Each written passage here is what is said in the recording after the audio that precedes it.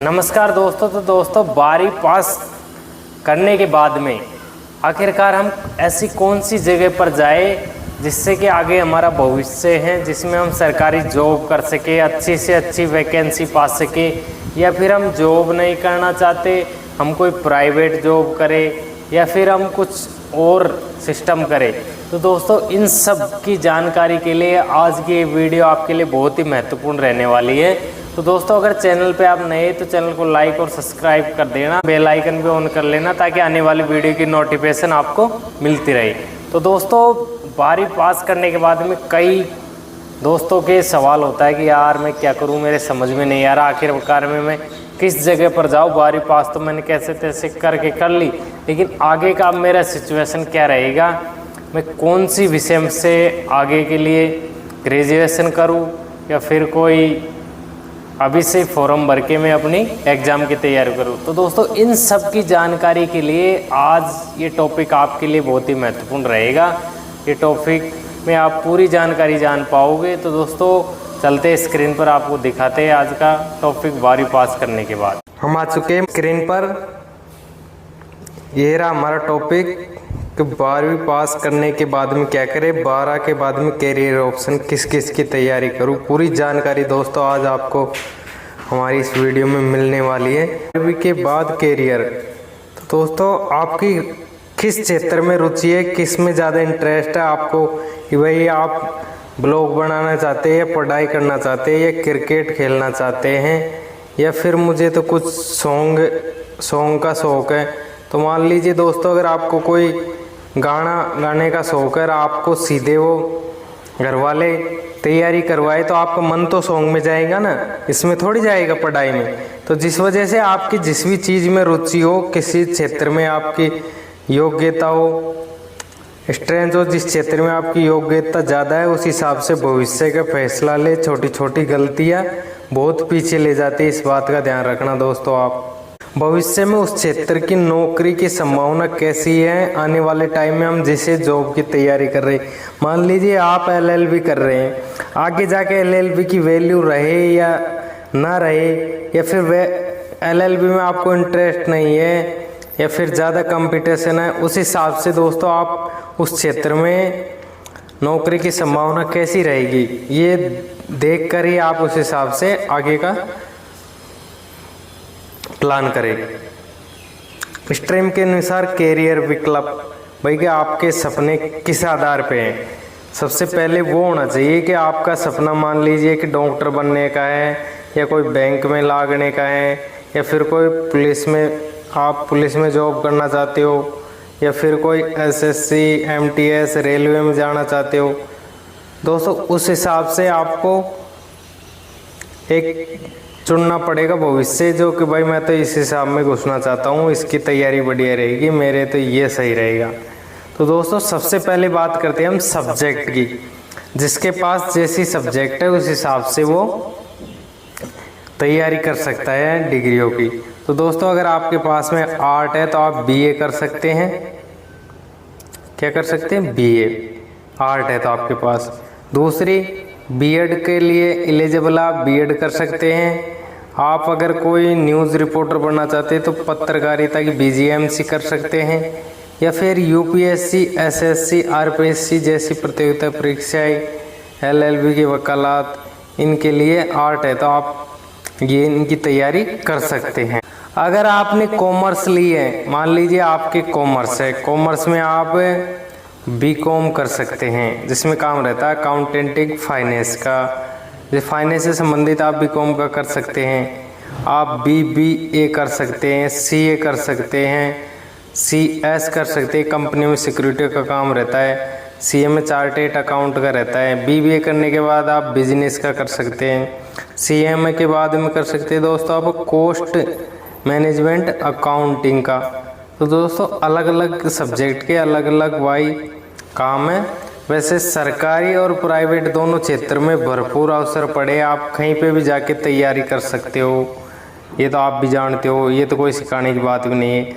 अगर आपके पास में मान लीजिए साइंस मैथ है तो दोस्तों ये टॉपिक बहुत बढ़िया है कि अगर आपके पास में साइंस मैथ है तो आप BSc कर सकते हैं वो भी फिजिक्स, केमिस्ट्री, बायोलॉजी, मैथ से कर सकते हैं। अगर आपके साइंस मैथ का ज़्यादा शौक है तो आप इसमें घुसिए, बीएससी कर सकते हैं, बीटेक कर सकते हैं, एमबीबीएस कर सकते हैं, जो डॉक्टर बनने के लिए की जाती है ना नीट, तो नीट कर सकते हैं दोस्तों। अगर आपका डॉक्टर बनने का सपना है तो आपका अगर नर्सिंग स्टाफ में जाने का, मेडिकल फील्ड में जाने का तो बी फार्मा होता है, वो कर सकते हो आप।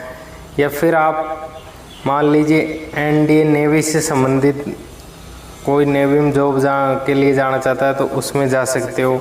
जैसे आपकी मर्जी वहाँ पे जा सकते हो दोस्तों, भविष्य आपके हाथों में है। जब आप 12वीं पास कर लेते हो उसके बाद में आपके पास में कई सारी जॉब के ऑप्शन खुल जाते हैं। अगर आप मान लीजिए डिग्री नहीं करना चाहते, किसी वजह से आप डिग्री को रिजेक्ट कर रहे हैं, भाई मैं तो डिग्री नहीं करना चाहता, सीधा मैं तो जॉब करना चाहता हूँ। क्या करना चाहते हो? जॉब करना चाहते हो। मेरे पास इतना पैसा नहीं है, मैं इतने पैसे कहाँ से लाऊंगा कि मैं डिग्री कर सकूँ, मुझे तो सीधा तैयारी करके जॉब लगना है। तो दोस्तों अगर आपको सीधा तैयारी करके जॉब लगना है तो आपके पास में 5-7 वैकेंसी ऐसी है जो आप सीधे उनकी तैयारी करके 12वीं के बाद में 12वीं से फॉर्म भरा के आते हैं, उनमें जॉब लग सकते हो। पहली आती है हमारी एसएससी, जिसको बोलते हैं एसएससी को स्टाफ सिलेक्शन कमीशन।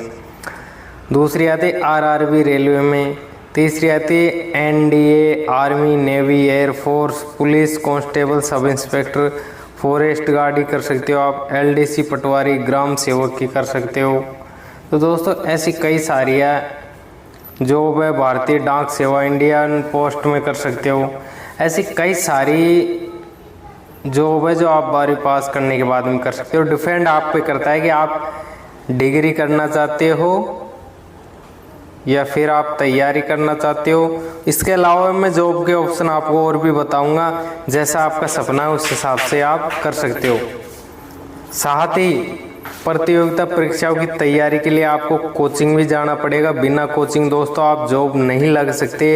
ये जो अभी जॉब बताई ना आपको, एलडीसी पटवारी, आरआरबी, एसएससी, एनडीए, तो दोस्तों इनकी भी आपको जो कोचिंग है वो तो करनी ही पड़ेगी। बिना कोचिंग के आप किसी में सक्सेस नहीं हो पाओगे। एक सक्सेस हो जाओ मतलब कि मान लीजिए कोई आपने फॉर्म भरा और उसमें आपका नंबर आ गया, वो अलग बात है। वैसे बिना कोचिंग के कोई भी सक्सेस नहीं होता आजकल। अगर आप एग्ज़ाम की तैयारी कर रहे हैं, आप इन एग्ज़ामों के लिए कोचिंग ज्वाइन कर सकते हैं। आजकल ऑफलाइन ऑनलाइन दोनों मिल जाती है। ऑफलाइन थोड़ी महंगी होती है, ऑफलाइन थोड़ी महंगी होती है क्योंकि उसमें हमें एक हॉल में बैठा कर पढ़ाया जाता है, जिसमें हम कई सवाल का कंफ्यूज बेझिझक दूर कर सकते हैं, पूछ सकते हैं। उसमें हम सर से कि सर मुझे ये सवाल का उत्तर बताओ, तो सर बता देंगे। सर मुझे इस सवाल का जवाब बताओ, क्या है इसका आंसर क्या होगा, और आखिरकार इसमें किस जगह पर क्या मिस्टेक है, तो वो बता सकते हैं आपको। ऑनलाइन लोगे आप कोचिंग, ऑनलाइन में आपको फ़ोन पे वीडियो मिलेगी, उस पर आप कुछ नहीं पूछ सकते। तो है ना थोड़ा बहुत फ़र्क दोस्तों। तो ऐसे दोस्तों इस बात का ध्यान रखना पड़ता है कि हमें ऑनलाइन लेनी है या ऑफलाइन, थोड़ा थोड़ा सब में ध्यान रखना पड़ता है। आगे आता है 12वीं के बाद डिप्लोमा शॉर्ट टर्म कोर्सेज।